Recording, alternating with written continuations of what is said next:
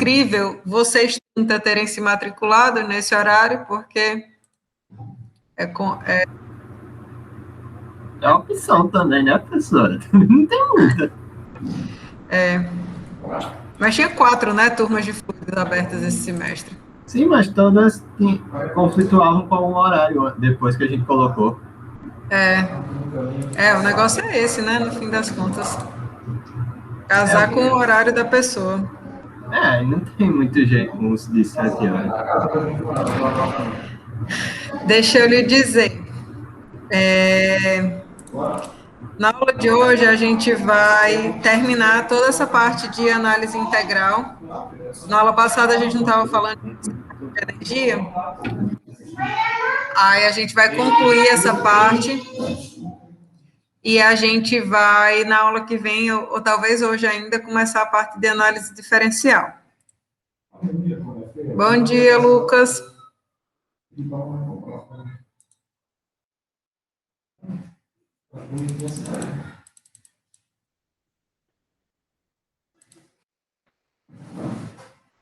para você comprar o lanche na manhã. Parabéns. Qual lanche você vai comprar? Uma coxinha? Chega lá e diz, professora, papai me deu esses R$ 5 aqui para eu comprar meu lanche. Bom dia, bom dia.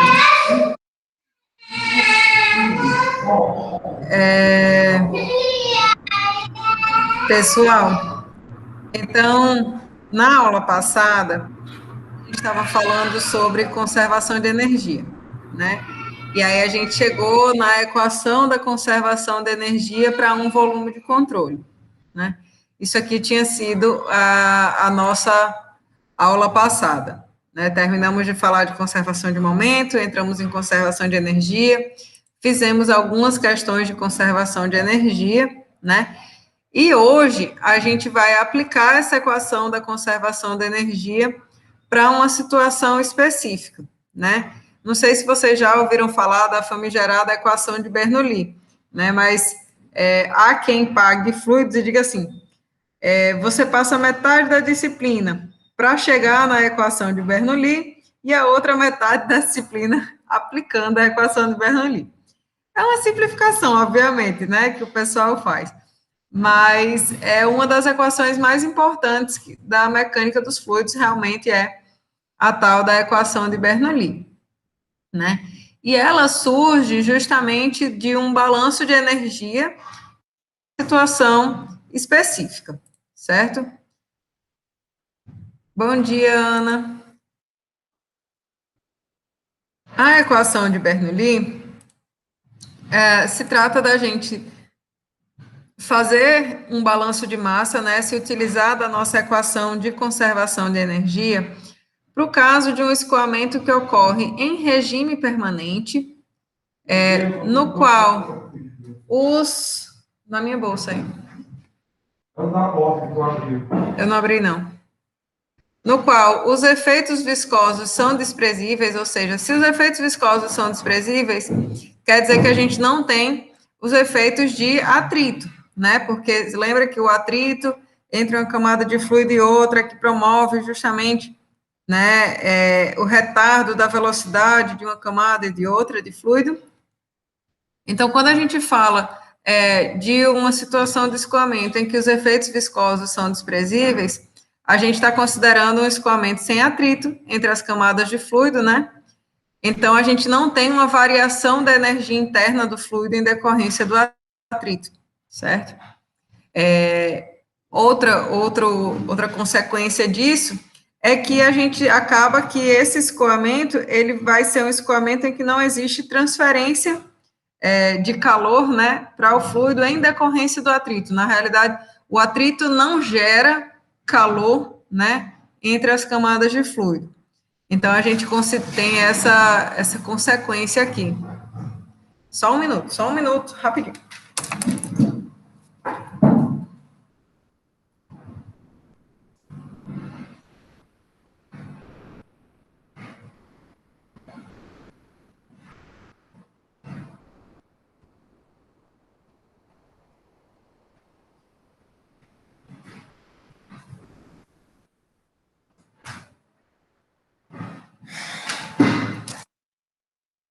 Simplesmente meu marido estava indo para o colégio, deixar o menino no colégio sem máscara. Não ia ter máscara para o menino levar. Ai, meu Deus. Desculpa, pessoal.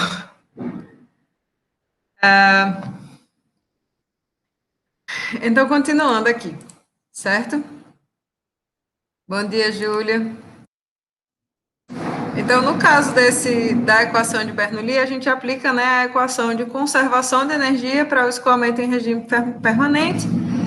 No caso em que esses efeitos viscosos são desprezíveis, né, e tem todas essas consequências.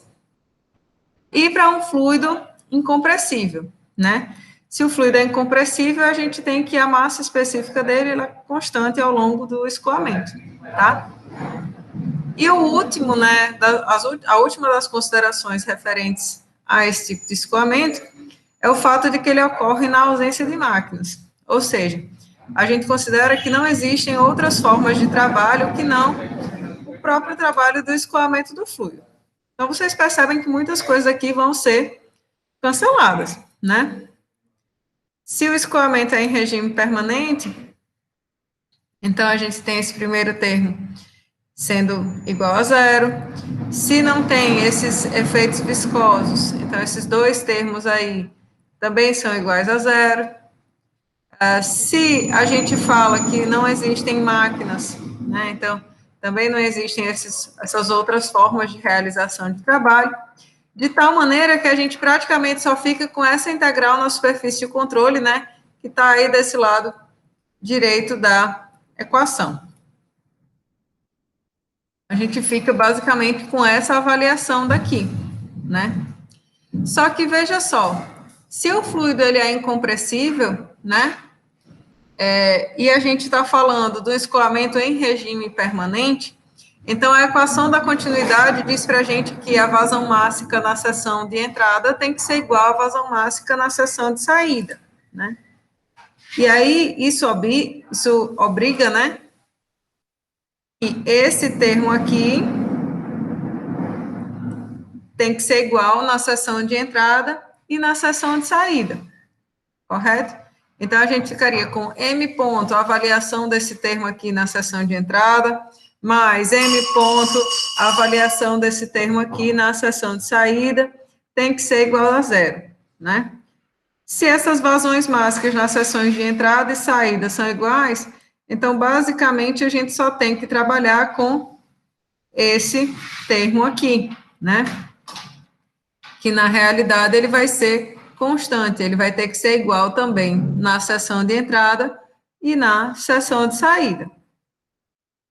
Então, a gente tem a famigerada, né, equação de Bernoulli, que diz para a gente, ó, que pressão dividido por massa específica mais a carga de energia potencial mais a carga de energia cinética, né, tem que ser constante de uma seção 1 para uma seção 2.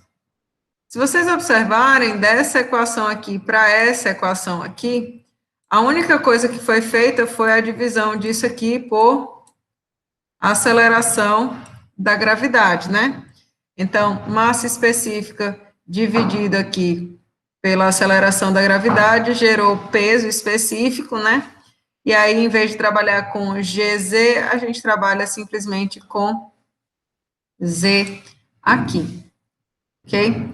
Vocês vão observar que existem várias maneiras equivalentes de você trabalhar com a equação de Bernoulli, né? Você pode trabalhar com essa forma, né? São maneiras equivalentes de se tratar da mesma situação, ok? Então, vai depender, a escolha de qual das duas você vai tratar, né? Vai depender dos dados que você tem para a resolução de uma dada situação, avaliação de uma dada situação, problema. Certo? Então, o que a equação de Bernoulli traz para a gente é uma situação, é uma relação aproximada entre a carga de pressão, a carga de velocidade e de elevação, né? Quando a gente trata de regiões de escoamento incompressível e regime permanente ao longo de uma linha de corrente, né? Onde as forças de atrito resultantes são desprezíveis. Quando ele fala aqui ao longo de uma linha de corrente, pessoal, na realidade, esse trecho aqui é o que obriga a gente, né, a fazer essa consideração aqui da vazão mássica, né, obrigar os fluxos mássicos de entrada e saída de serem iguais, né? Porque se vocês se lembram, uma linha de corrente seria uma linha dessas aqui, não é isso? E se vocês se recordam da definição de linha de corrente, não existe fluxo mássico, né, através de uma linha de corrente. Então, não existe fluxo de uma linha para outra, certo? Isso significa que ao longo de uma linha de corrente, a gente só tem uma região de entrada e uma região de saída que a gente deseje analisar, certo? Então, pessoal, essa equação de Bernoulli, ela traz essa relação aproximada, né?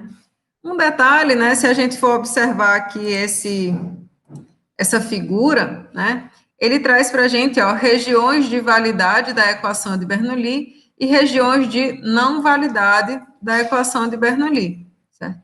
Perceba que essa região de não validade, ó, é toda essa aqui que está destacada de cinza, certo? E ela, ó, ela se refere justamente ao escoamento nas proximidades de um contorno sólido, ou seja, nas regiões em que a gente tem desenvolvimento de camada limite, né? E aqui na própria região de esteira desse escoamento. Então, nessas regiões aqui, que estão destacadas de cinza, a gente tem justamente regiões em que a gente considera o escoamento viscoso, né? Então, os aspectos de viscosidade do fluido são importantes. Então, a gente não pode aplicar a equação de Bernoulli nessas regiões. Essa equação de Bernoulli, ela só é válida, né, no caso em que esse escoamento, ó, as forças de atrito resultantes são desprezíveis. Então, a gente só considera aqui nessa região mais distante dos contornos sólidos, né, distante da região de formação de uma camada limite. Certo?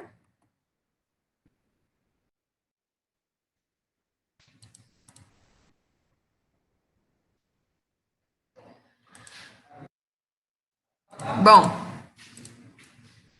então, se a gente for observar também, né, o que significa essa tal dessa equação de Bernoulli, a gente vai observar que ela surgiu, né, a partir de uma equação de conservação de energia. Então, na realidade, ela é uma representação, né, das parcelas de energia que compõem um escoamento, né, quando a gente fala em sistemas que não envolvem conversão entre energia mecânica e térmica, né, por conta do atrito. Então, se a gente for observar essa mesma, né, equação sob essa perspectiva, ela diz assim, que a soma das energias cinética, potencial e de escoamento de uma partícula de fluido, ela vai ser constante ao longo de uma linha de corrente, durante o escoamento em regime permanente, quando os efeitos da compressibilidade do atrito, eles forem desprezíveis. Ele falando aqui, quando os efeitos da compressibilidade for desprezível, por quê? Porque a gente tratou justamente do caso de um fluido incompressível. Então, não existe, né, variação de massa específica. Então, os efeitos da compressibilidade, eles foram desprezados, certo? Então, na realidade, a gente pode tratar dessa equação de Bernoulli como uma equação de conservação de energia, realmente, né? E é estudar esses termos aqui em termos de, realmente, energia potencial, energia cinética do escoamento e a própria energia cinética do fluido e a energia do escoamento, a carga de pressão desse escoamento, certo? Se a gente quiser avaliar isso ainda de uma outra maneira, a gente pode entender essa segunda lei de Newton como enunciada, né, da seguinte forma, né? O trabalho realizado pelas forças de pressão, gravidade sobre uma partícula de fluido vai ser igual ao aumento da energia cinética da partícula, né? Então, se a gente passar esse termo de energia cinética para o lado de cá, né, a gente vai trabalhar justamente com a relação entre a pressão do escoamento e a energia potencial dele, né, se relacionando com a velocidade aí dessa partícula de fluido. Ok? Então, se a gente só for analisar qualitativamente, né, uma situação como essa aqui, em que se aplica uma força sobre um fluido que está contido aqui dentro de um êmbolo, né, uma seringa, por exemplo, e aí esse fluido ele jorra através de uma seção de saída, a gente pode avaliar esses termos, né, referente às energias em cada uma dessas regiões, certo?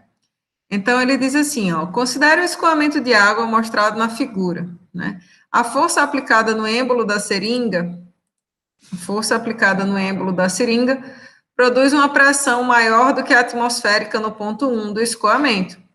A água escoa pela agulha, no ponto 2, com uma velocidade bastante alta, e atinge no ponto 3 o topo do jato.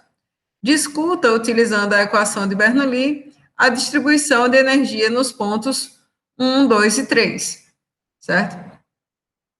Então, a gente sabe, ó, que a equação de Bernoulli trata da soma, ó, das parcelas de energia cinética com energia potencial, com a carga de pressão, né? E diz que isso aqui tem que ser constante, né? Ao longo do escoamento em uma linha de corrente. Então, se a gente tomar uma linha de corrente que passe desde esse ponto 1, ai, meu Deus, através do ponto 2, chegando até esse ponto 3, né, a gente pode avaliar esses termos, né, na trajetória desse escoamento, certo? Então, perceba, ó, que no ponto 1, ele fala que existe uma pressão maior do que a pressão atmosférica no ponto 1, né? Então, aqui a gente vai ter uma carga referente à pressão que é maior do que a pressão atmosférica. Se a gente tomar esse ponto 1 como o nosso referencial de altura, né, de elevação, a gente pode atribuir a esse ponto 1 uma energia potencial nula, não é isso? Porque ele vai estar numa cota de Z igual a 0. E ainda que a gente considere que aqui exista um pouco de energia cinética, eu vou botar assim, né, um pouco de energia cinética, a gente sabe que o ponto em que vou ter o máximo de energia cinética vai ser aqui no ponto 2, não é isso? Por quê? Porque ele diz, ó, que no 2 a água escoa com uma velocidade bastante alta.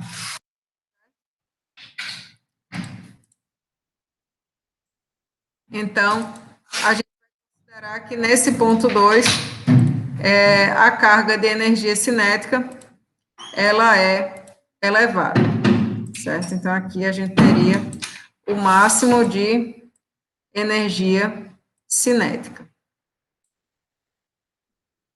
No ponto 1, como eu falei, isso aqui é mais ou menos, né? Pouca. Energia de pressão no ponto 1 seria alta. E a gente falou que a energia potencial no ponto 1 era nula, né? No ponto 2, aí a gente já tem, ó, uma contribuição de energia potencial, porque a gente atribui o Z a esse ponto 1, né? Então, vai existir, de fato, um valor aqui pequeno de energia potencial. E perceba que nesse ponto 2, a gente já está falando de o fluido estar em contato com a pressão atmosférica, né? Então, a carga de pressão que ele tinha, ó, acabou-se, certo? Porque a pressão agora, nesse ponto, é a pressão atmosférica, simplesmente. Ok? No ponto 3, vocês concordam comigo que nessa situação a gente tem a velocidade do fluido atingindo um valor nulo? Porque esse jato que estava aqui com sua velocidade máxima, ele chegou ao ápice, né? Então, é a mesma coisa que acontece quando a gente lança um objeto, né? Existe um ponto em que ele atinge lá a sua altura máxima, né? E aí, ele nessa condição tem velocidade igual a zero. Então, a carga de energia cinética nesse ponto 3, ó, ela é nula. Enquanto isso, ó, a energia potencial, ela passa a adquirir o seu valor máximo, né? Eu vou ter a altura máxima aqui referente a esse nível zero, né? E a pressão continua também com valor zero. Então, percebam que a gente justamente, a equação de Bernoulli, ela traz para a gente essa conversão, né, essa relação de complementariedade entre os tipos de energia, né? E aí está condizente justamente com o que a gente já conhece, né? Que a energia, ela não desaparece, né? Mas ela se converte e aí ela surge de outras formas, né? De um ponto para outro, certo? Então, essa equação de Bernoulli, né? Ela também pode ser analisada sobre outra ótica, né? A gente trouxe para vocês, né, essa forma de anunciar que era em termos de energias, né? Energia de pressão, energia cinética, energia de escoamento, né? Mas a gente pode reescrever essa equação, né, para que cada um deles se represente, né, na forma de uma carga de pressão, certo? Então, perceba que na equação anterior a gente escrevia P sobre ρ mais GZ mais 1/2 de V ao quadrado, era constante ao longo, né, de uma linha de corrente. Se a gente, ao invés de optar por trabalhar com P sobre ρ, né, que era a forma que a gente tinha descrito anteriormente. Se a gente, ao invés de trabalhar com isso daqui, optar por multiplicar toda essa equação pela massa específica do fluido, né? Então, a gente fica com todos esses termos, né, sendo descritos em unidades, né, em dimensões de pressão. Então, aqui, ó, para o primeiro termo, é fácil da gente notar que isso aqui é um termo de uma carga de pressão, né? Mas se a gente for fazer análise dimensional desse segundo termo aqui, né, a gente tem massa específica, que é massa por volume, multiplicando um termo de aceleração, que é comprimento, por tempo ao quadrado, vezes uma elevação, que é uma dimensão aí de comprimento. Então, a gente sabe, ó, que quilograma vezes metro por segundo ao quadrado, né? Massa vezes aceleração é justamente Newton, né? Na verdade, é uma dimensão de força. E aqui, quando a gente trabalhar, ó, esse metro cúbico com esse metro quadrado, a gente fica com Newton por metro quadrado, né? Uma dimensão aí, um termo representativo de pressão, ok? Mesma coisa acontece aqui, ó, para o termo referente à energia cinética, né? Para o termo referente à carga cinética desse escoamento. Então, a gente tem massa específica, massa por volume, vezes velocidade ao quadrado, né? Comprimento por tempo ao quadrado. E aí é basicamente, né? Vocês conseguem ver claramente a mesma coisa que a situação anterior, né? Quilograma vezes metro segundo ao quadrado representa justamente Newton, que é uma força, né? Vezes metro por metro quadrado, né? Então, divide por metro quadrado, ficando justamente com newtons por metro quadrado, força por área, que representa também uma pressão, certo? Então, o que a gente vai fazer agora é descrever o que significa cada uma dessas pressões, né? Por quê? Porque dessa maneira agora a gente vai poder tirar informações importantes de uma situação de escoamento, certo? Então, esse primeiro termo referente ao P, simplesmente, né, é o que a gente chama de pressão estática, né? Então, pressão estática representa simplesmente a pressão termodinâmica real do fluido, né? Ele não incorpora nenhuma característica referente ao escoamento, né? É uma pressão, digamos assim, seca, né? É a pressão termodinâmica puramente, certo?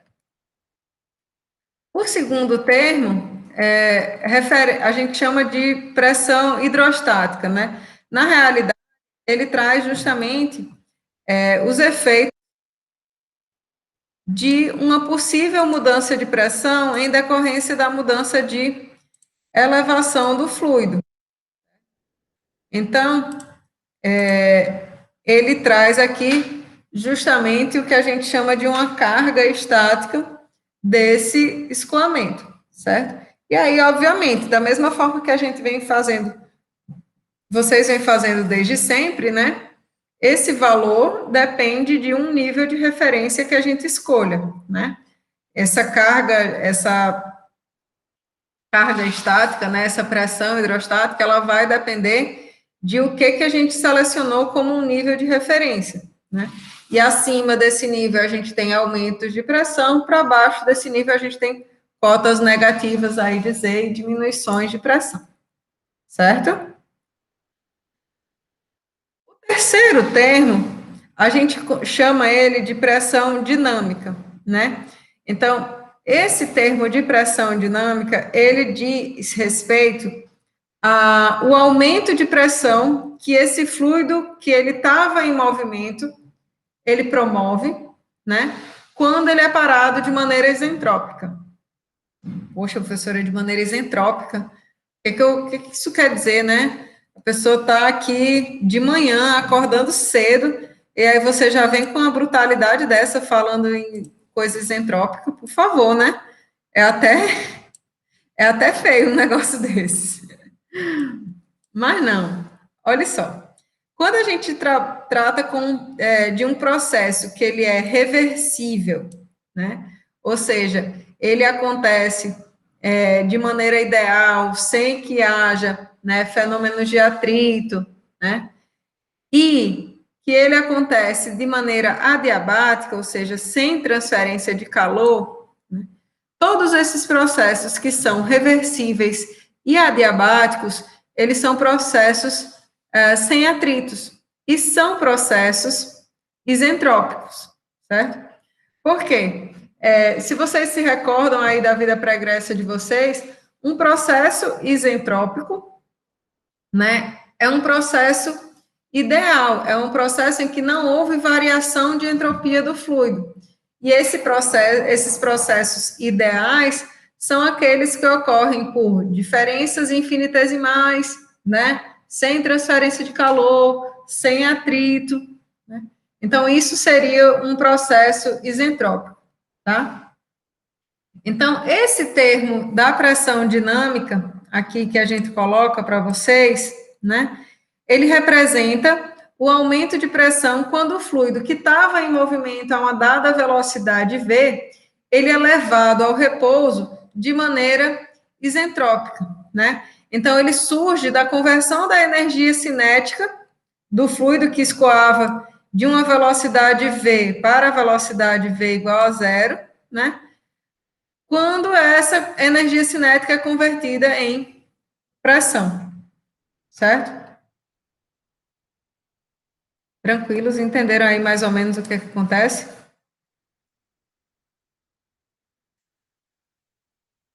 Então, é mais ou menos assim, o fluido, porque ele está escoando com a velocidade v, né, ele tem uma carga de pressão, uma carga dinâmica, né, que a gente pode representar em termos de uma pressão dinâmica. Oh, meu Jesus.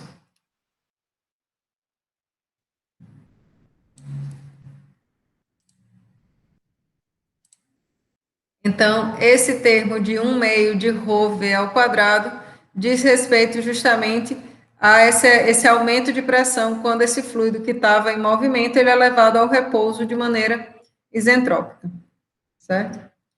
E aí, veja só, quando a gente falava ó, que esse termo aqui, P mais ρGz mais 1/2 de ρV quadrado, ele era constante ao longo de uma linha de corrente, né? Então, a soma desses termos aqui, ela era constante ao longo de uma linha de corrente, não é isso? Essa soma dessas contribuições dinâmica com a contribuição estática, com a contribuição hidrostática, né? Dinâmica, estática, hidrostática, correspondem justamente à pressão total, né? Então, a equação de Bernoulli, na verdade, ela diz que a pressão total ao longo de uma linha de corrente, ela é constante, né? Para os escoamentos que atendem às demais restrições, certo? Então, esses termos, né, eles vêm direto aí da equação de conservação de energia, né, expressa em unidades de pressão, certo? E esse outro termo aqui, que é o que a gente chama de pressão de estagnação, ele representa a pressão num ponto em que o fluido ele é totalmente parado de maneira isentrópica, certo? Então, existe uma diferença entre pressão de estagnação e pressão dinâmica. Por quê? Porque a pressão de estagnação, ela representa a pressão em um ponto no qual o fluido ele foi parado.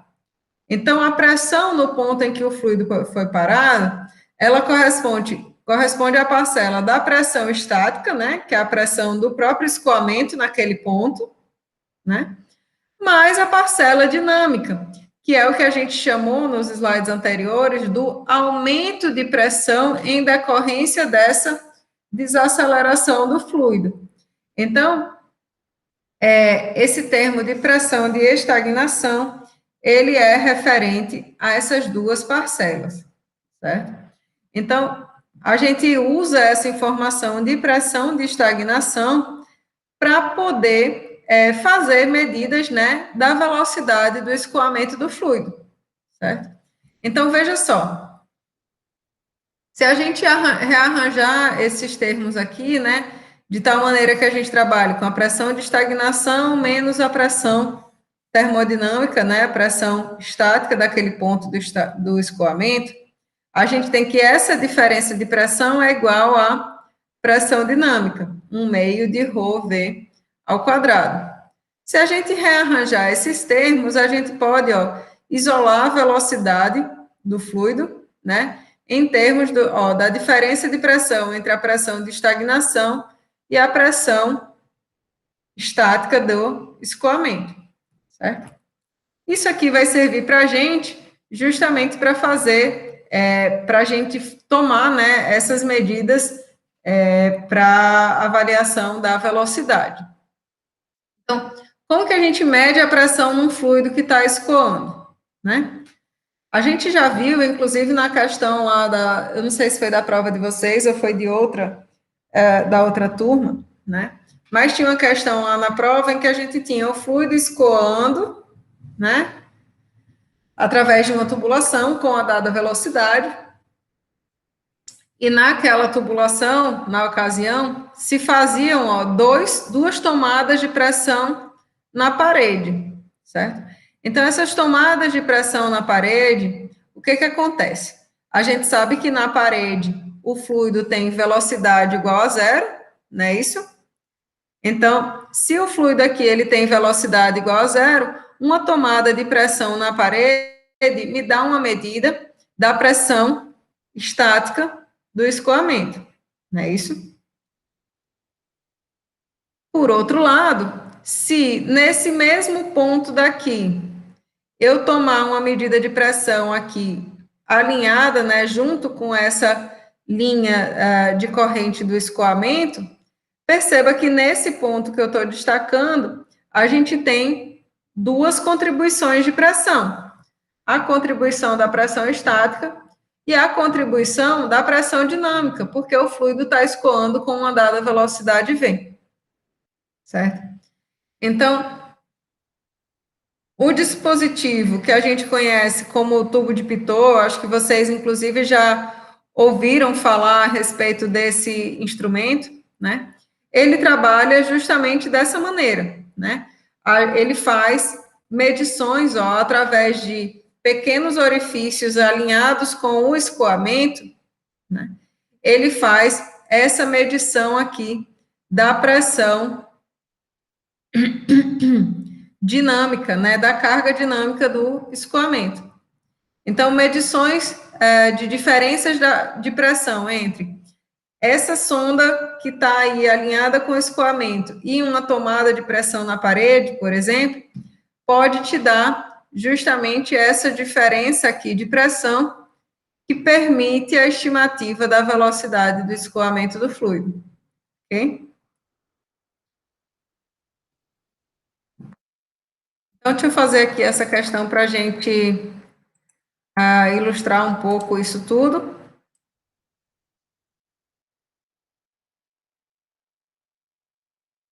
E aí a gente continua, certo?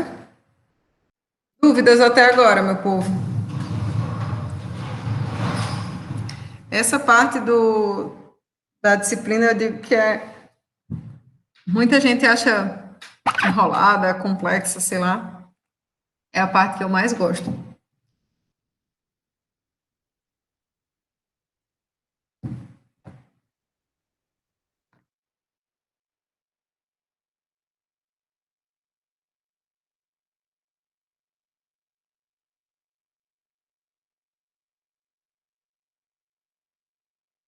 Bom, então, na questão, ele diz assim, ó. Um tubo de Pitot é inserido em escoamento de ar na condição padrão. Então, quando ele diz no ar, na condição padrão, a gente já deve ter a informação de qual é a pressão e qual é a temperatura, né? Para medir a velocidade de escoamento, de modo que a pressão captada pela sonda é a pressão de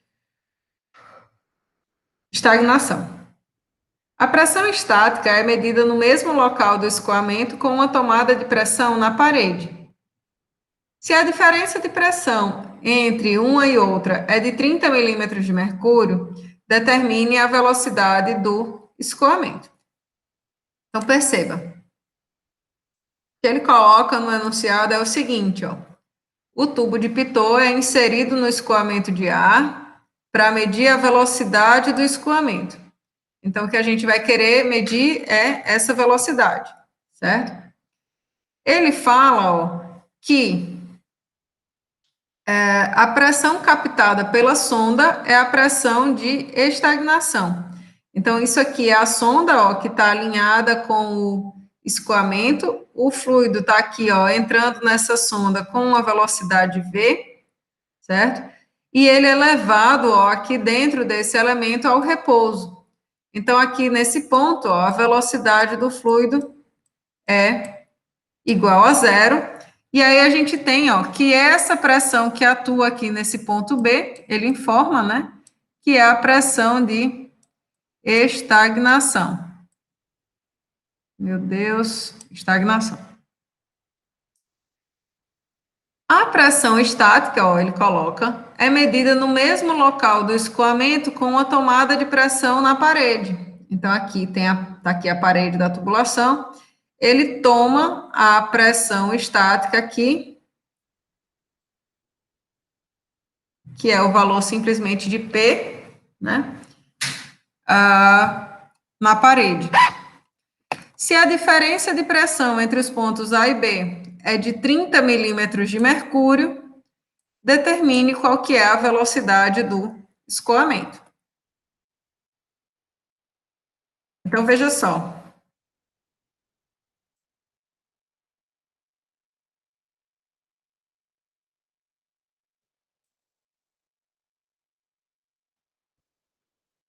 A pressão no ponto A é igual à pressão no ponto B, menos, se a gente for analisar esse trecho aqui do manômetro, certo? a gente tem a pressão no ponto A sendo igual à pressão que atua no ponto B, menos massa específica do fluido,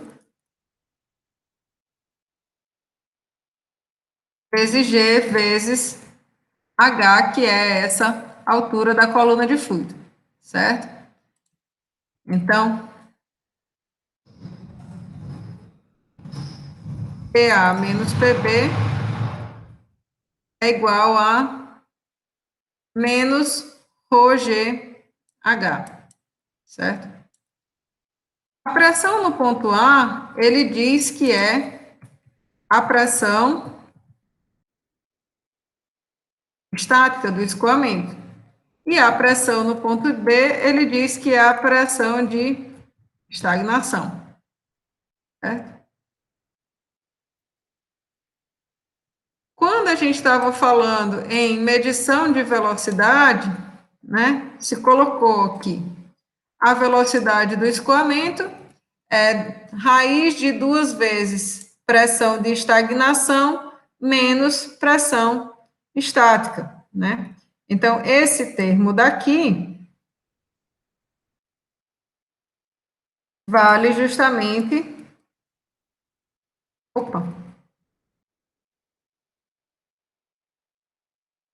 Vale justamente ρg, mercúrio, sobre H, certo?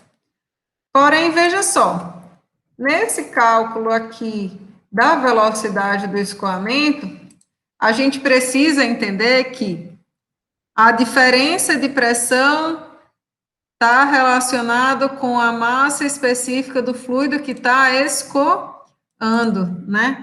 Então, esse ρ aqui é a massa específica do ar. Então, nesse termo daqui, a gente vai trabalhar com ρ do ar, certo? Então, vai ter gente que vai querer cancelar um termo aqui com o outro, né? Mas é importante que a gente observe que, nesse ponto aqui, a massa específica é a do ar, ok? Então, se a gente substituir aqui os valores, né? A gente tem massa específica do mercúrio, 13,6 vezes 10. A terceira, vezes a aceleração da gravidade, vezes o H, 30 milímetros. E a massa específica do ar, na condição padrão, 1,23 quilogramas por metro cúbico. Então, isso daqui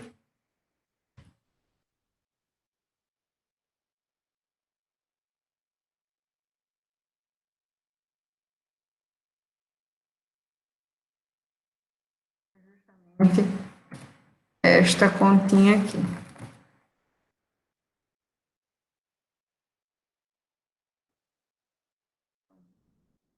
(13,6 vezes 9,8 vezes 30 vezes 2 dividido por 1,23. Raiz disso, 80,63.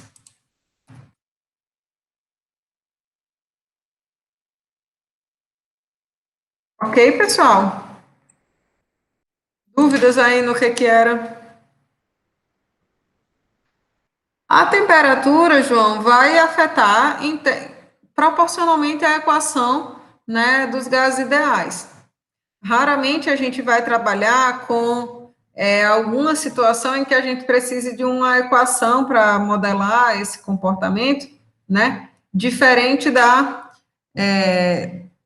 equação dos gases ideais. Então, elas são, né, diretamente, inversamente proporcionais.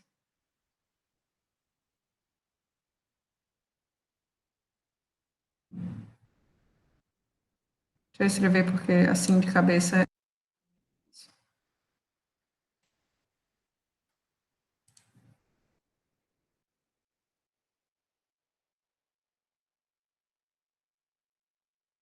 Então, na equação dos gases ideais, a gente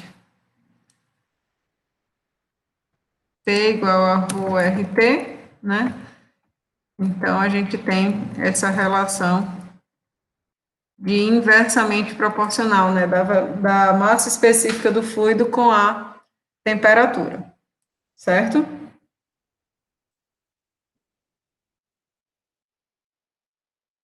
Se na questão, por exemplo, ele não qual que era a massa específica, aqui esse valor de 1,23, a gente sabe que na condição padrão a gente tem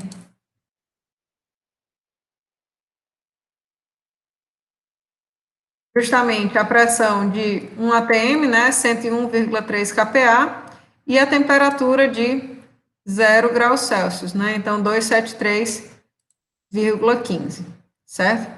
Isso aqui é a condição padrão de temperatura e pressão. Condição normal, aí você entra com a temperatura indo para 20 graus Celsius, ok? Fazer mais algumas questões aí referentes a essa equação de Bernoulli com vocês, tá bom?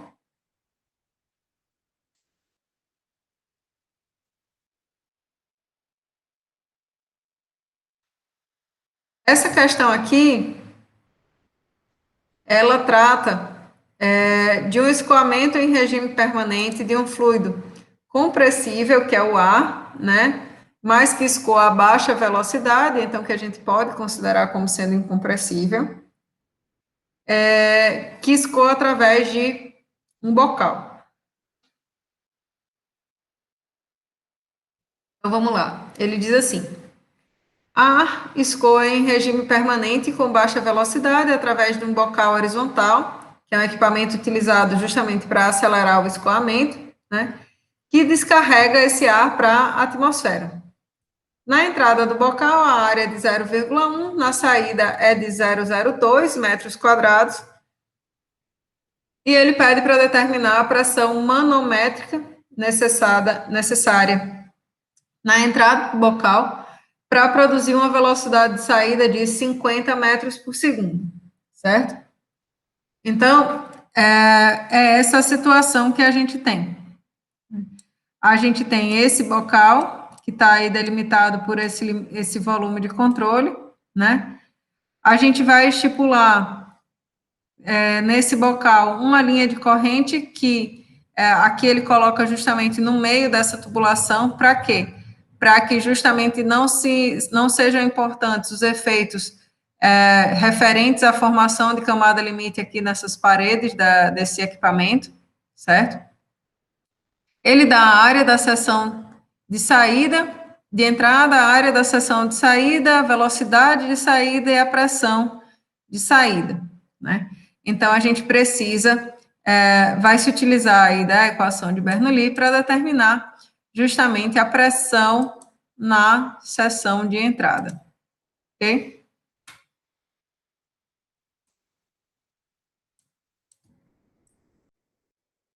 Então, a gente tem a nossa equação aí de Bernoulli, e aí a gente vai fazer as considerações que a gente achar pertinentes, né, para simplificar essa equação aqui, né? Então, coisas que a gente já sabe, né? Se a gente tomar esse nível de referência como sendo a própria linha de corrente que está aí destacada na figura, a gente consegue ver, ó, que Z1 é igual a Z2, não é isso? Além disso, ele coloca na questão, ó, que a pressão no ponto 2 é igual à pressão atmosférica. Então, a gente pode trabalhar com P2 como sendo igual a zero, certo? E aí, o nosso interesse é de determinar quem que é P1, certo? A gente tem informação de quem é V2, né? Mas a gente precisa saber quem que é V1 para poder fazer essa continha aqui, certo? Todo mundo entendeu por que eu disse que P2 era zero, por que eu cancelei aí esses termos?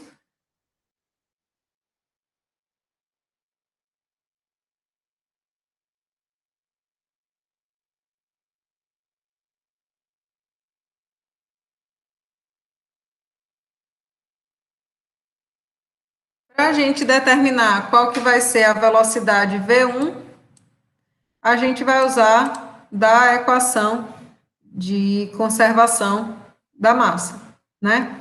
Então, a gente sabe que o ar é um fluido, ele é compressível, né? Mas a gente pode trabalhar com escoamento em regime permanente e fazer, né, que é o caso, né, do escoamento que está aqui sendo considerado, ó, o ar escoa em regime permanente. Então, nesse caso, a gente pode pegar aqui nossa equação de conservação da massa e trabalhar simplesmente com a parcela referente, né, aos fluxos de massa através da superfície de controle. E aí a gente tem que a superfície toda de controle, na realidade, é a seção 1, a seção de entrada, mais a seção 2, que é essa seção de saída. Vocês ainda têm dúvida, pessoal, na aplicação aqui dessa equação de conservação da massa? Ou alguém precisa ainda que eu diga que ρ V1A1 vai ser igual a ρ V2A2 de alguma outra maneira? Todo mundo consegue ver isso?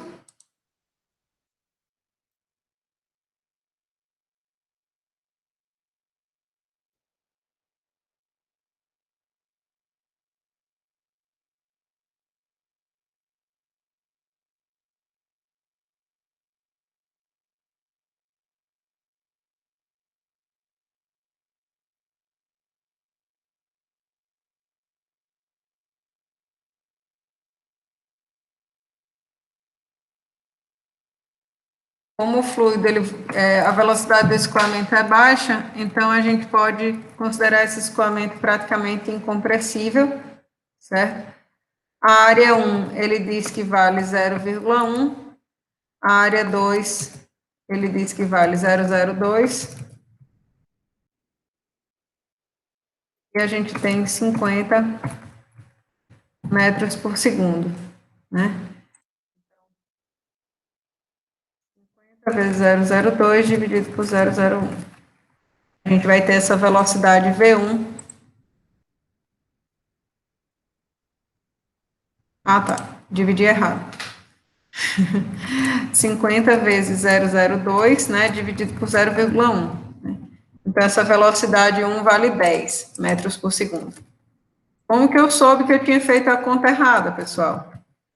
Porque eu estava diminuindo a área do escoamento do fluido, né, quer dizer, estava saindo de uma seção de velocidade mais alta com a área menor para uma seção de área maior e a velocidade estava aumentando. Então, isso estava incoerente com a física do processo. Certo?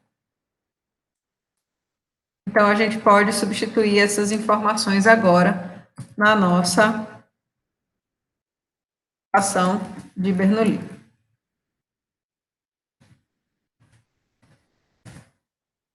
Massa específica do fluido, 1,23. Ok, pessoal?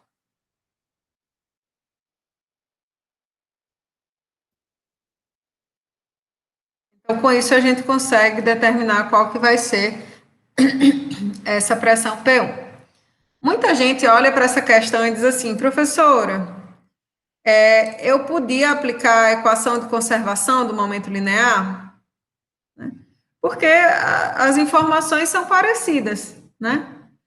Por que eu não posso aplicar a equação de conservação do momento linear nesse caso? Veja só. Quando a gente fala da equação de conservação do momento linear, a gente está falando de uma equação que representa um balanço de forças, né?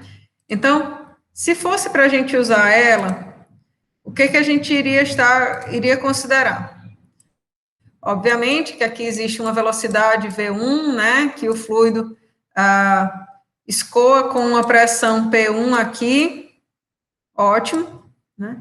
Que na seção 2 ele também escoa ele sai com uma velocidade 2 para uma pressão 2, né? Tudo muito parecido com a situação que a gente tinha falado lá na conservação do momento linear. Só que se a gente fosse trabalhar nessa perspectiva, pessoal, a gente tinha que considerar, ó, as forças de reação, né? A reação que é a ação dessa força de pressão, desse momento do escoamento do fluido, fazem, né, sobre esse volume de controle. Então, se a gente fosse trabalhar nessa perspectiva de conservação do momento, a gente tinha que calcular quem era Rx e quem era Ry, que não é o caso e que a gente não fez agora, né? Então, a gente trabalhou praticamente com as mesmas variáveis, né? Uma situação parecida, mas é preciso que a gente entenda o que a gente pode e o que a gente não pode fazer, né? Com cada uma das equações. Então, se eu estivesse trabalhando com a equação de conservação do momento linear, eu precisaria, né, ser capaz de determinar essas forças de reação, né? E elas tinham que entrar na minha conta, ok? Já aqui na equação de conservação de energia, a gente trata, né, na equação de Bernoulli, a gente está trabalhando com as cargas de pressão. Então, a gente não precisa avaliar essas forças de reação.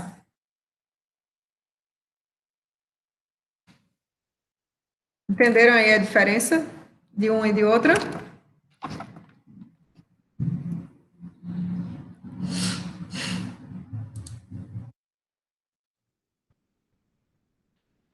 Bom, pessoal, eu vou resolver mais essa questão aqui, certo? Que é a nossa última questão aí, referente a Bernoulli. E se der tempo, a gente começa a falar um pouco a respeito de conservação do momento da análise, começar a trabalhar com análise diferencial, mas se não der tempo, a gente começa só na aula que vem, certo? Então, só para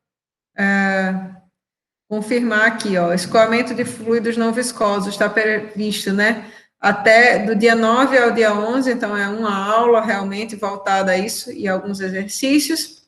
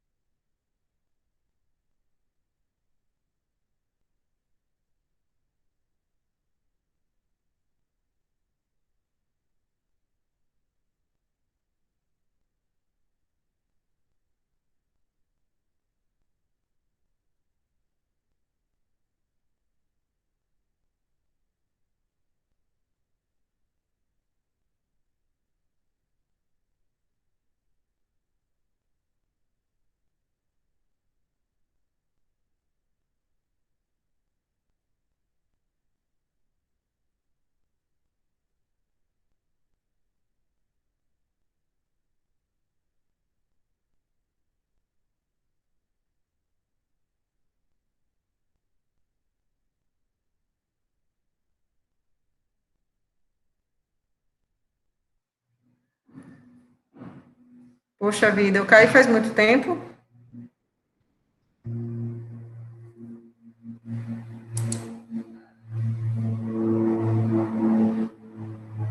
Não? Ótimo, então. Eu já estava resolvendo a questão ou não?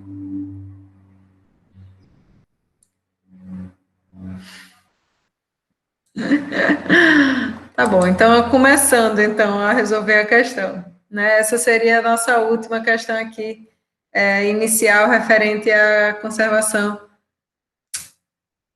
escoamento de fluidos não viscosos, né? A lei de equação de Bernoulli.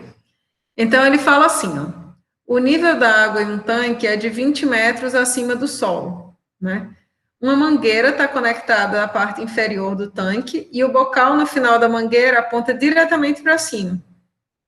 A tampa do tanque é hermética e a pressão manométrica do ar acima dessa superfície da água é de 2 atm. O sistema está no nível do mar. Determine a altura máxima até a qual a corrente de água pode chegar. Então, A senhora não está apresentando, não. Oh, meu Jesus. Obrigada. Eu esqueço que quando a pessoa cai a internet, cai a apresentação também. Né?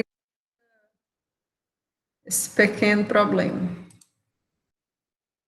Então, a situação é basicamente essa daqui, né? A gente tem esse tanque. A partir desse nível aqui, do fundo desse tanque, tem 20 metros de coluna de água. Existe a atuação de uma pressão aqui de 2 atm manométrica sobre essa superfície, certo? Esse fundo desse tanque está ligado a essa mangueira, e aí, ó, existe um jato de fluido, né? Dessa mangueira para cima, certo? Ele pede para a gente determinar a altura máxima até a qual a corrente de água pode chegar, certo? Então, a gente vai pegar a nossa equação de Bernoulli e a gente vai trabalhar com ela justamente, né,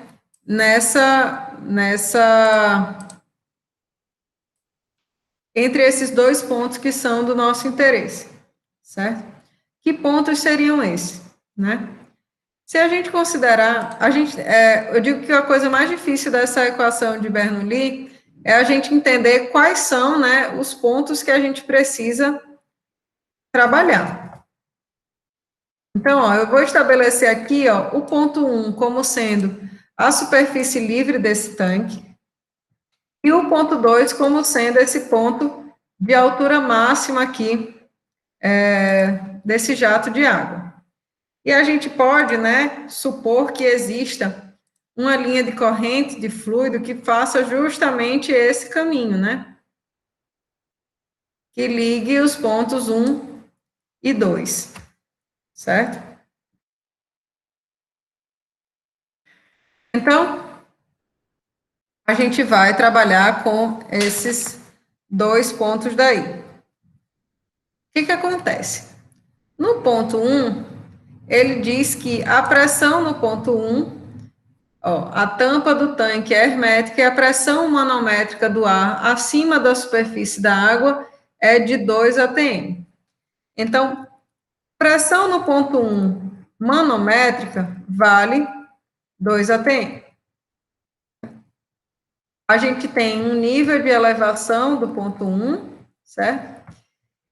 E a gente vai considerar que a velocidade do fluido nesse ponto 1 é muito, muito baixa, né? Por quê? Se vocês observarem, isso aqui vai ser um tanque grande, né? A área do escoamento aqui é muito grande.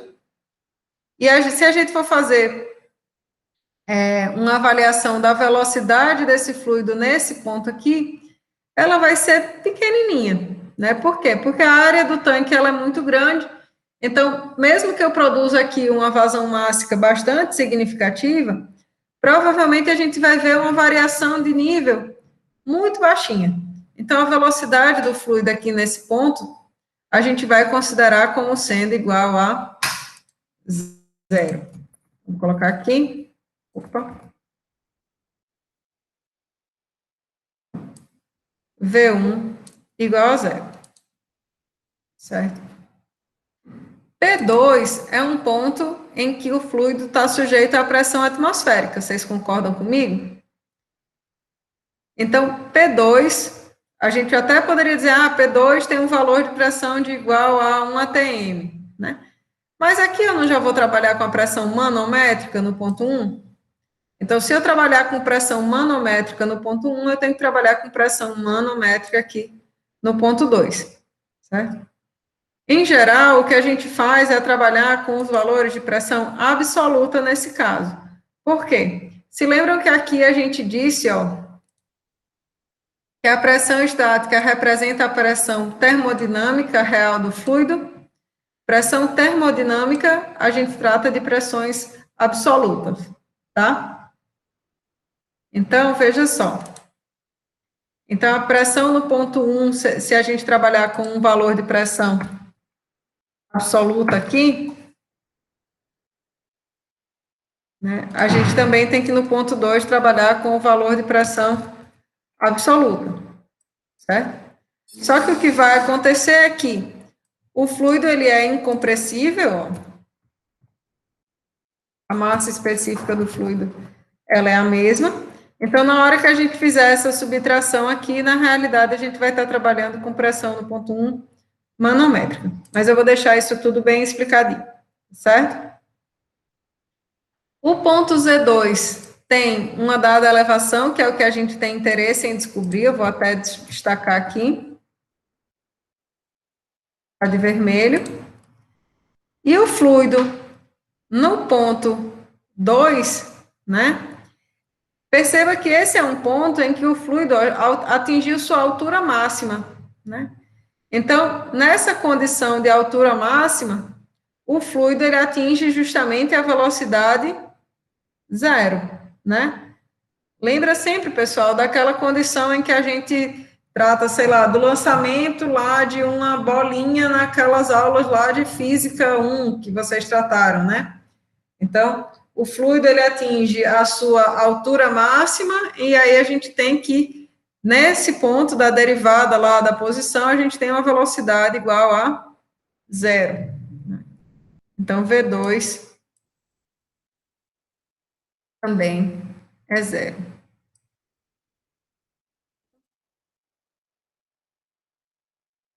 Assim, a gente ficaria com GZ2 menos GZ1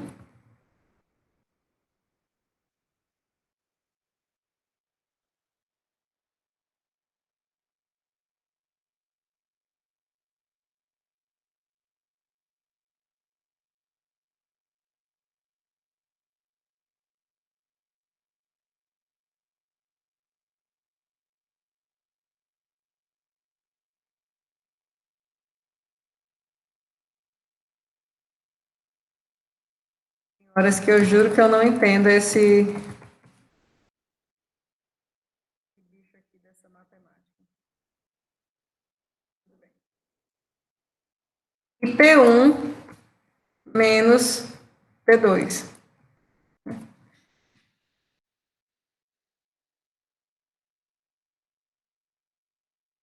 Então, a pressão absoluta no ponto 1 é pressão atmosférica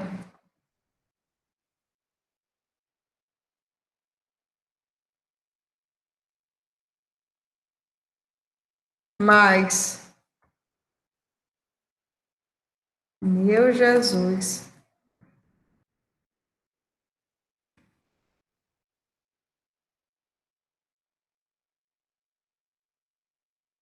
mais 2 atm, vai ficar assim, tá, meu povo? Pressão no ponto 2 é a pressão atmosférica.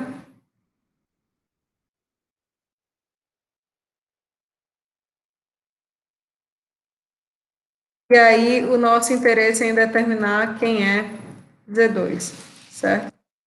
Então, a gente vê que aqui, esse termo de pressão vai valer simplesmente 2 atm. 2. A massa específica do fluido é água, né? Então, 10 a terceira. P vale 9,80. Z1, certo? Z1 vale a altura relativa do ponto 1. Se eu atribuir ao ponto 1 uma altura relativa de 0, essa medida aqui de Z2 vai ser referente simplesmente a essa diferença aqui. Vocês concordam comigo? Essa diferença.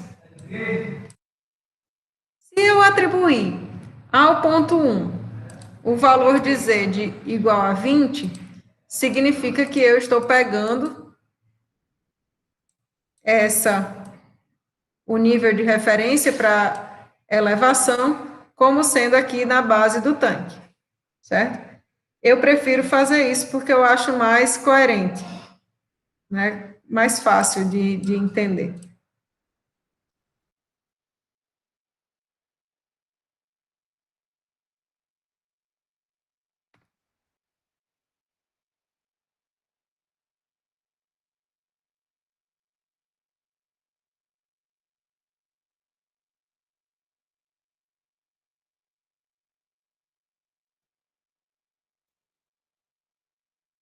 Ah, tá, só um detalhe, né? Esse aqui é 2 ATM, então 2 vezes 101,3 kPa. Um detalhe, estava meio estranho. Estava meio estranha essa conta, né? Mas tudo bem. Então, ó, esse 10 a terceira aqui cancela com esse 10 a terceira do numerador. Isso aqui divide por 9,8. Depois com mais 20 metros para a gente.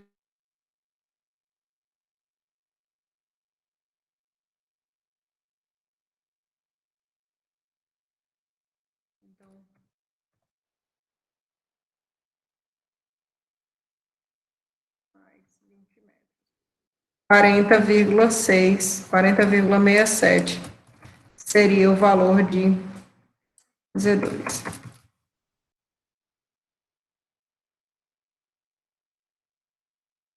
Ok, meu povo? Dúvidas, sofrimentos, tudo certo?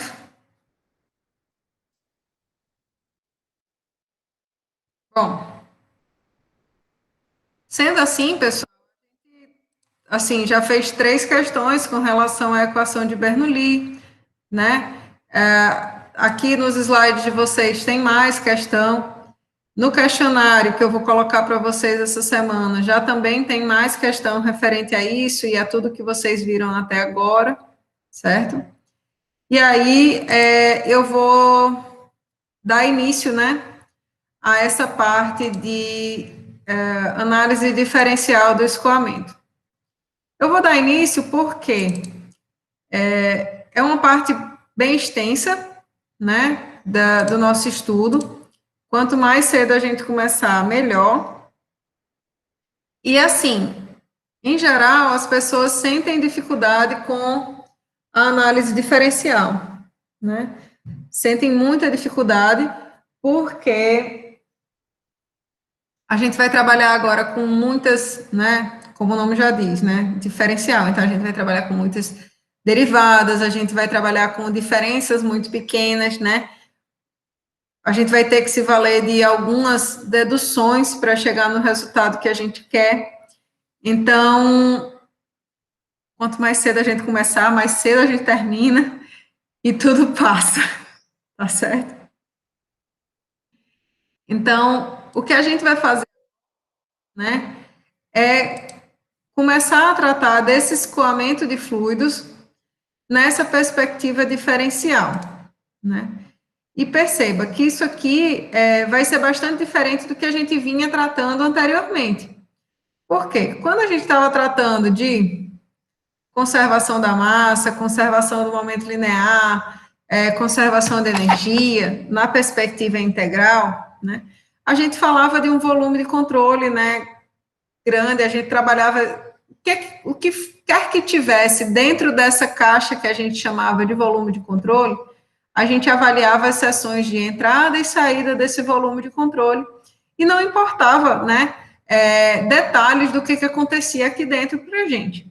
Então, a gente simplesmente trabalhava com, né, uma região que era do nosso interesse, e aí a gente focava, né, nossos esforços em avaliar aquele volume de controle, independente de qual que era, de detalhes, né, internos desse volume de controle.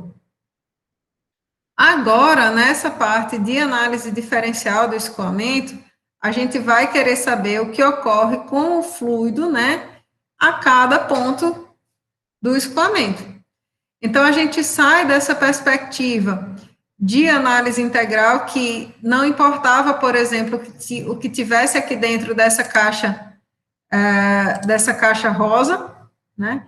Então, a gente só estava interessado em avaliar a relação entre as regiões de entrada e saída, independente do que tivesse aqui dentro, né? Porque agora a gente vai querer saber exatamente o que tem aqui dentro desse volume de controle, como que se comportam essas equações de análise de conservação da massa, momento, como que são as forças que são desenvolvidas sobre esse elemento dentro do volume de controle de um ponto para outro, né? Então, através da análise diferencial, a gente vai conseguir avaliar se nessa região que a gente está estudando existem regiões de recirculação, de que maneira que ocorre a distribuição de forças ao longo desse elemento que a gente está estudando. E se eu mudar essa geometria aqui desse elemento, aqui não é uma cadeira, tá, pessoal? Teoricamente, isso aqui era para ser uma antena. Se a gente mudar a geometria dessa antena, de que maneira a gente muda, né, a força que o fluxo de ar, por exemplo, sobre essa antena vai produzir, certo? Então, agora a gente vai começar a trabalhar com o comportamento ponto a ponto, porque a gente quer avaliar os detalhes desse escoamento, certo? Porém, para a gente fazer isso, né, o que a gente vai precisar fazer, né, o que a gente vai analisar aqui são justamente os mesmos fenômenos, né? A gente vai trabalhar também com conservação da massa, a gente vai trabalhar também com conservação do momento linear, né? E a gente vai, através dessas equações de conservação, estabelecer justamente como que se comportam os campos de pressão, campo de velocidade, campo de temperatura, densidade, tensão, etc., dentro da região que é o nosso interesse, certo?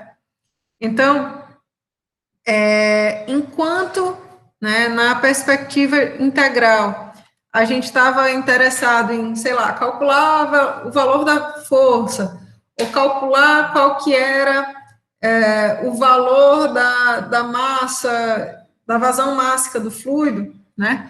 Agora a gente vai querer se preocupar com como se distribui a velocidade do fluido nessa região, como se distribui a força, né?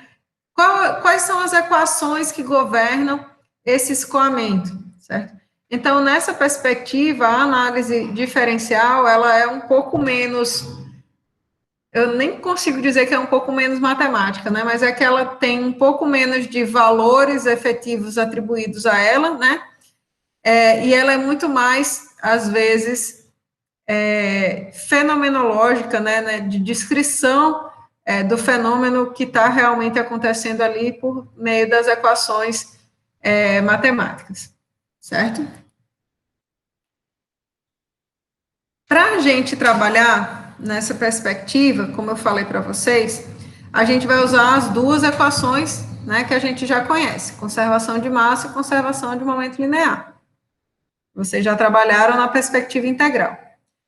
E para a gente fazer isso, vai ser bastante simples, né? A gente vai pegar tal e qual a gente tinha feito na análise integral, a gente vai dizer, olha, eu tenho um volume de controle que coincide com um sistema. Para a equação da continuidade, a gente sabe que não existe variação de massa do sistema, então a gente obtém essa equação, né? Taxa de variação da massa do volume de controle igual ao fluxo líquido através da superfície de controle, né?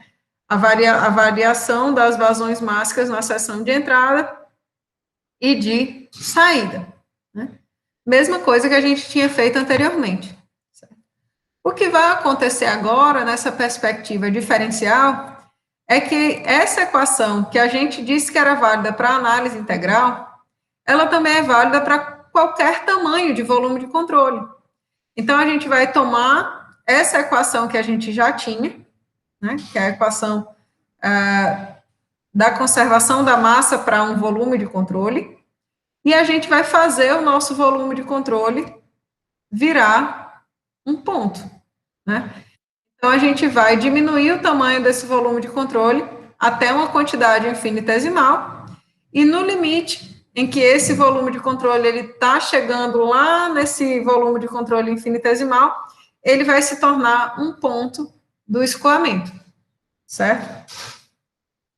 Então, a gente vai pegar aquela equação da conservação da massa, né? Aplicar ela para um volume de controle agora que é infinitesimal. Então, ele tem esse volume dV, né? Então, aqui, ó, o volume desse volume de controle aqui infinitesimal é dV, então, dx vezes dz vezes dy, representa esse volume de controle aqui, o volume desse volume de controle, né? E a gente vai considerar que a gente sabe, né, no centro desse volume de controle, qual é o valor da massa específica, qual o valor da pressão, qual o valor do campo de velocidade nesse ponto, certo?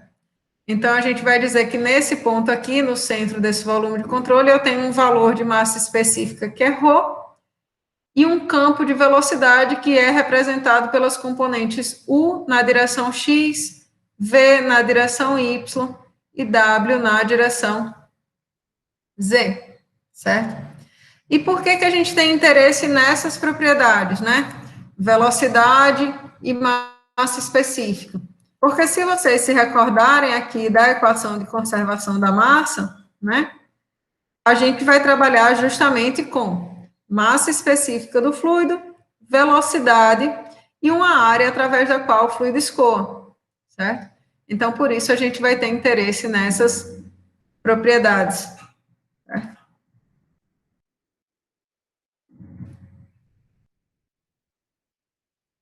Então, a gente sabe, ó, que os campos de massa específica e de velocidade, eles são relacionados através da conservação da massa.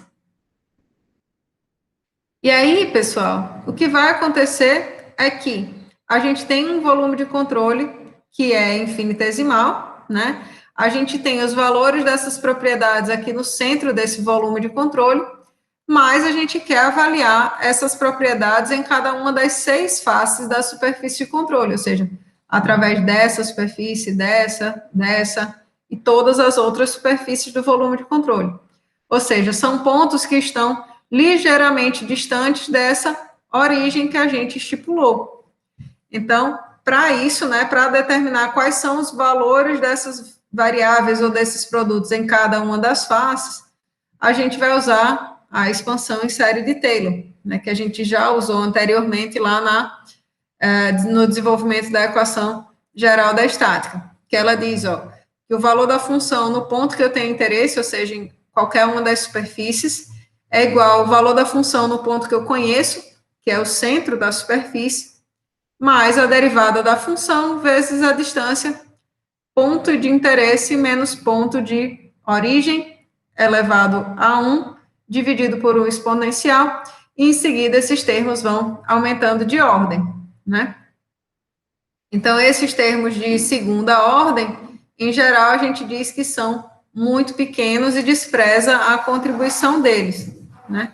Se a gente for observar aqui o produto ρ vezes U, né, ρ vezes V, né, que é a componente da velocidade na direção x, nessa face aqui da direita, a gente ia ter os valores dessas propriedades no ponto que eu conheço, que seria o centro da partícula fluida, ρ vezes U, no centro da partícula fluida, que a gente conhece aqui, né, mais a derivada ρx com respeito a essa diferença, né, a distância aqui ao longo desse trecho que eu estou considerando, ρx desse produto, vezes a distância do ponto que eu tenho interesse, que seria esse em dx sobre 2, menos a origem aqui no ponto zero, certo? Então, isso daqui seria a nossa expansão em série de Taylor para o termo ρ vezes U, né, referente a essa face da direita. Okay? E aí, os termos de ordem superiores, a gente vai desprezar justamente, ó, porque se dx já é uma quantidade infinitesimal, dx ao quadrado vai ser uma diferença, dx sobre 2 ao quadrado vai ser uma coisa muito, muito pequena, que não vai fazer diferença nas nos nossos cálculos, certo? Então, se a gente for fazer esse mesmo procedimento para cada uma das faces, vejam só, eu vou seguir aqui os termos, tá? Referente a esse grupo aqui inicial. Então, para a face da direita, a gente obteve isso daqui, né? Rho vezes U mais ρx do produto, ρu vezes dx sobre 2, porque justamente a distância entre os pontos era a distância desse ponto de coordenada 0 até esse ponto aqui, em que dx valia dx sobre 2, então ficava dx sobre 2 menos 0, certo? E se a gente for fazer essa mesma coisa para essa outra face daqui, né, a gente vai ter o produto da função no ponto que a gente conhece, ρ vezes U, novamente, né, mais a derivada da função com respeito a essa direção, então, ρx de ρ vezes U, certo? Só que a diferença aqui da distância entre os pontos vai ser do ponto que eu tenho interesse, que é menos dx sobre 2, menos o ponto que eu tenho a informação, que é 0. Então, para essa face aqui da esquerda, né, o produto ρu valeria ρ vezes U menos ρx de ρ vezes U vezes dx sobre 2. Certo? Esse mesmo raciocínio, pessoal, a gente pode estender para todas as outras faces, né? Para os termos referentes à componente W e para os termos referentes à componente V, né? Então, se a gente trabalhar aqui com a componente W, a gente tem nessa face frontal, que é uma face em que o fluido está saindo do volume de controle, o termo ρ vezes W mais ρz, ρw dz sobre 2. Na face traseira, né, em que esse fluido estaria entrando aí nesse volume de controle, a gente teria a atribuição do sinal negativo, né? Então, percebam que existe uma forma, né, geral que a gente está trabalhando aí com esses termos, né? Então, se a gente avaliar esse volume de controle, né, nessa perspectiva de entradas e saídas, a gente tem, ó, para essa direção X, que foi a primeira que a gente trabalhou, sinal negativo referente à seção de entrada na expansão em série de Taylor, do produto ρ vezes velocidade. Então, perceba que isso aqui é ρ vezes a componente da velocidade naquela direção, ρ vezes a componente da velocidade. Eu estou tratando assim, só para facilitar vocês verem os termos, certo? Aqui a gente tem uma seção de entrada e foi atribuído um sinal negativo. Aqui a gente tem uma seção de saída e esse termo ficou positivo. O produto de ρ vezes a componente da velocidade vezes um dA, que se refere à área do escoamento, né, vai trazer para a gente informações, ó, de vazão mássica desse escoamento. Então, aqui a gente vai ter a vazão mássica na seção de entrada, vazão mássica na seção de saída, ok? Fazendo esse balanço aí desses termos, né, na perspectiva lá do nosso volume de controle, então a gente tem taxa de variação da integral de ρdV sobre o volume de controle. Então, é taxa de variação da integral de ρdV. Quando eu integrar essa quantidade aqui com o volume de controle, sendo um volume de controle infinitesimal, a gente vai ter isso daqui, né? Porque ainda que eu integre dV num volume de controle infinitesimal, o volume do volume de controle é dx, dy, dz, certo? e os termos de fluxos de massas de entradas menos saídas, né? Então, a gente viu que nas entradas a gente tinha atribuição de sinais, ó, negativos, né, para a expansão em série de Taylor, e nas saídas esses termos tinham sinal positivo, certo? Então, agora a gente vai fazer o balanço, né, entre as seções de entrada e de saída, né, e a gente vai ver que vários desses termos, ó, eles se cancelam, né, entradas menos saídas. Então, esse sinal negativo com esse sinal positivo vai produzir um sinal negativo, né, porque aqui é menos com menos, esse daqui, e aí a gente vai ter justamente ρT de dx, dy, dz, que era o volume do volume de controle, né, sendo igual a justamente esses, o que restou, né, digamos assim, menos ρx de ρ vezes u, esse dx, dy, dz aqui vai se somar com esse dx, dy, dz sobre 2, e aí a gente fica só com dx, dy, dz, e isso vai se repetir, ó, para cada um desses termos, certo?